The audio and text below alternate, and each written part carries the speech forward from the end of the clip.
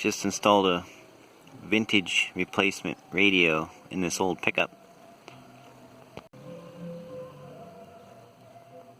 It had some aftermarket radio that didn't work, so we got an authentic radio from a similar truck and installed it. And it is time now for the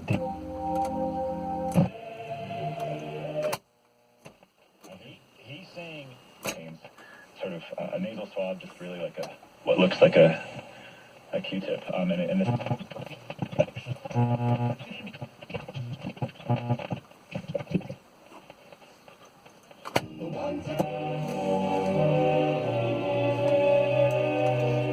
Here's the balance,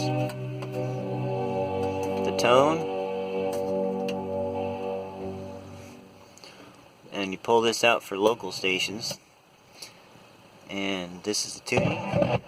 And when our company is going to be. And this is the forward and back, but it's only got one set of speakers, so that's all you get.